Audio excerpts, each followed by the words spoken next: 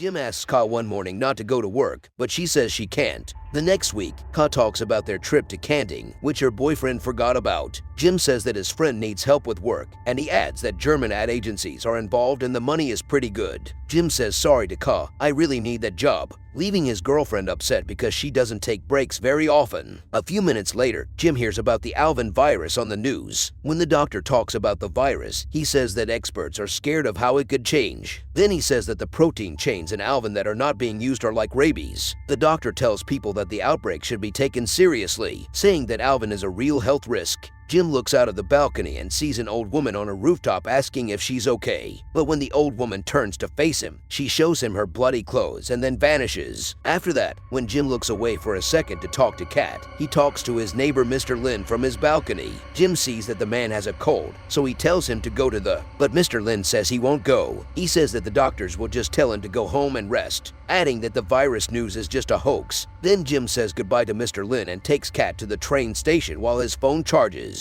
Jim and Kat are walking to the police station when they see the police arresting a man who was involved in the death of someone. Then they get to the train station, where Jim says he will cook Kat dinner. A few minutes later, Jim is on his way home when he sees the same police car he saw earlier. He also notices that all the stores are open and the police have left. After that, Jim goes to a diner to get some food, where the old lady from the roof spits on him, Stormer before pouring hot oil on the street vendor.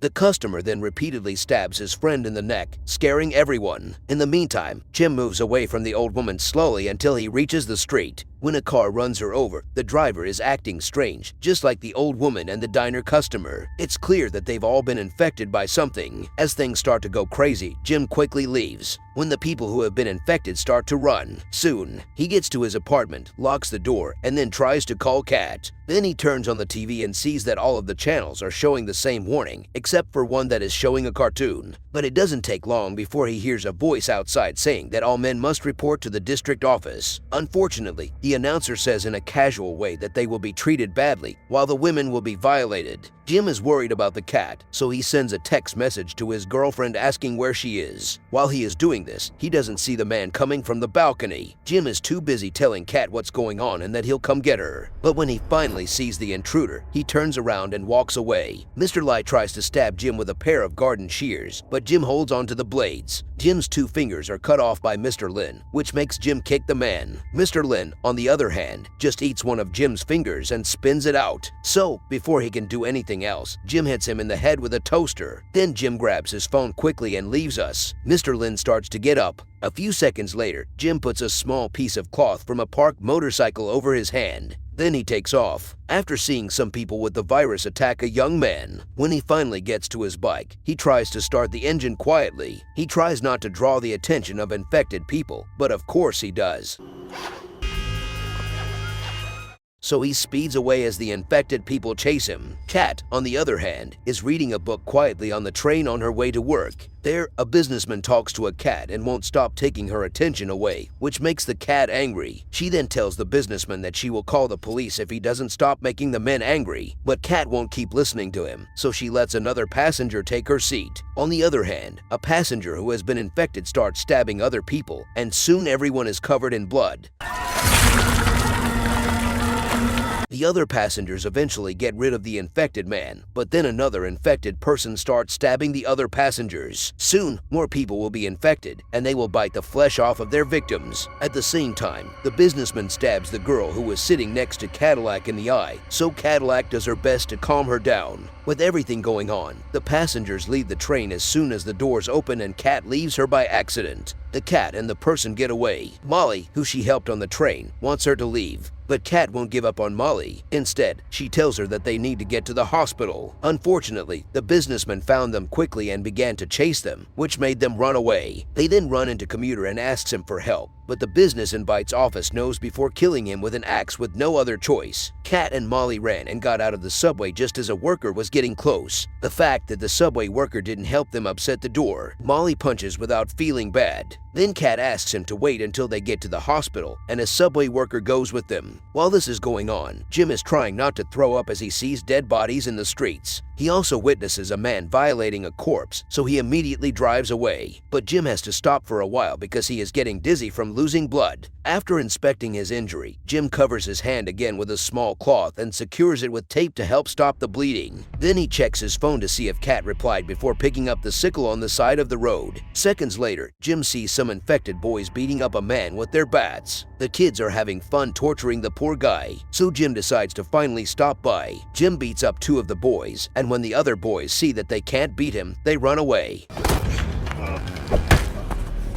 Then Jim unties the man and tries to help him, but it turns out that he, too, is infected and has. Not long after, the boys come back and start throwing rocks at Jim, forcing him to leave quickly. On the other hand, people at the hospital see the message about the civil emergency on TV. Then, the police officers who were guarding the door let Kat, Molly, and the subway worker in, and the nurse took care of the injured person right away. Unfortunately, one of the coworkers tells Kat that the is full, and the nurse takes Molly away to give her a treat right away. But Molly won't go anywhere without Kat, so Kat tries to make her feel better. Then Molly thanks Ka for saving her life and tells her that she will never forget what Ka did for her. Molly finally lets the nurse take her away while Kat and the subway worker go back to the waiting area. Then Kat realizes that she has lost her phone and asks the subway worker if she can use his cell phone to call Jim. In the meantime, Taiwan's president finally makes a statement about the situation, telling everyone that the government is working very hard to find a solution. On the other hand, the general says that they are dealing with a disease that spreads and turns normal people into violent people. The general says that people who are infected will kill, abuse, and torture other people, so he tells everyone to follow the plan made by the Ministry of Homeland Security. Unfortunately, the general soon shows signs of being sick, so he attacks the president right away and then blows his head off with a grenade.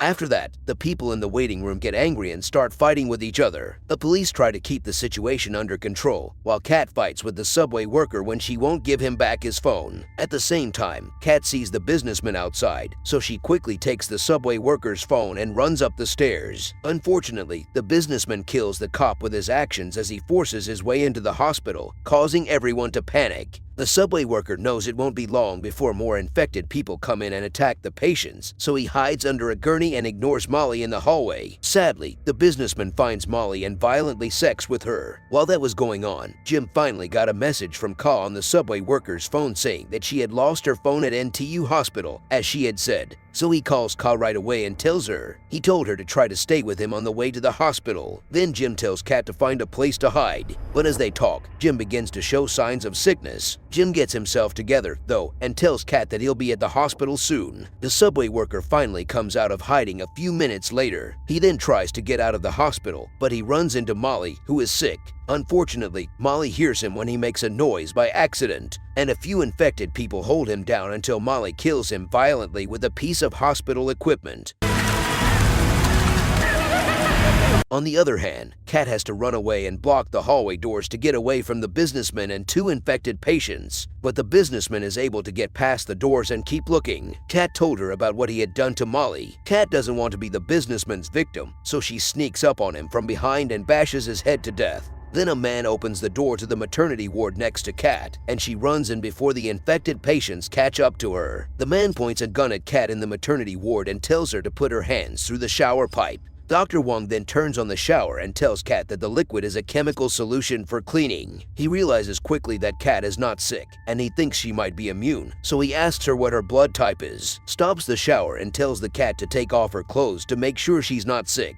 With nothing else to do, Kat starts taking off her clothes, being careful not to let the Dr. Win see the subway worker's phone, then turn the shower off once more. Kat takes off all of her clothes, and it takes everything she has not to scream when the cold chemical solution touches her skin. While Jim finally gets to the hospital, Wang finally lets Kat out of her handcuffs and lets her get dressed. He then apologizes for scaring her with the 3D printed gun. Then he tells Kat that he has been trying to warn people about the Alvin virus for a long time, but doctors have lost everyone's trust. He also talks about how the virus affects a person's limbic system. He also said that he thinks the virus changes because of natural processes, both one at the same time. It says infected. People probably know that what they're doing is disgusting, but they can't stop themselves because they want to. To put it all together, the virus makes people do the worst things you can think of. After explaining, one tells Kat he needs a blood. So Kat puts her clothes in the subway worker's phone and puts it in the dumpster. Then she hears a baby crying, so she opens the dumpster to look inside and finds an infected baby.